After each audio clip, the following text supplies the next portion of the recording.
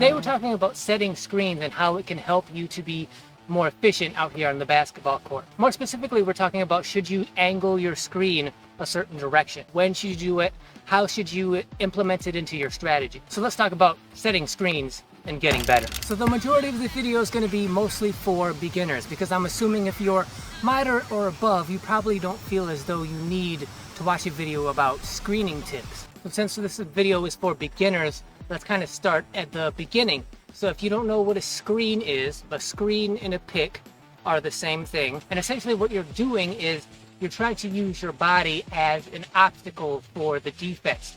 So you'll have a teammate who's trying to get open and his defender is guarding him so well or so closely that he can't get any space to get a good shot or to get open off the ball. So then what will happen is you will be standing here completely still and stationary. Your teammate will run towards you. He will use the front of your body as a screen, as a pit. He'll run his defender into your body. So he'll go around you, but his defender is supposed to run into you.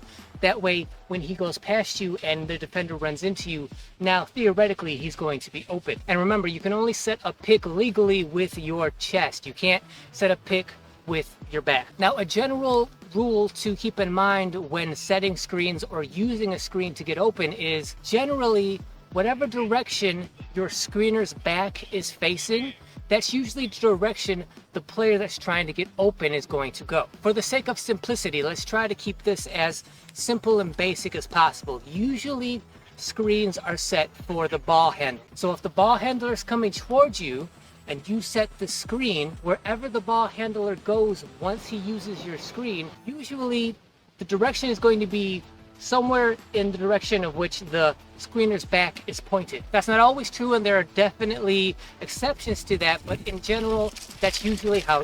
Now, the topic of today's video is, should you angle those screens? Because usually, especially for beginners, when a screen is set, a standard flat screen means your teammate is running directly straight at your chest. He's at 12 o'clock and he's coming straight at your chest. He's trying to get his defender to come straight at your chest. So you're flat to that defender. Now, if you were to angle, that means you would angle your body in a certain way so that the defender would then hit your body on a certain angle. Now, there's certain reasons you would do this, and we're going to get into them soon. But the general rule to keep in mind, especially if you're watching a screen happen, is ever the screener's back is pointed, that's where the ball handler is most likely to go, at least that general direction. So now that we've established what screens are and how they work, now let's get a little bit into the strategy of how to use them and when and where, how you may go about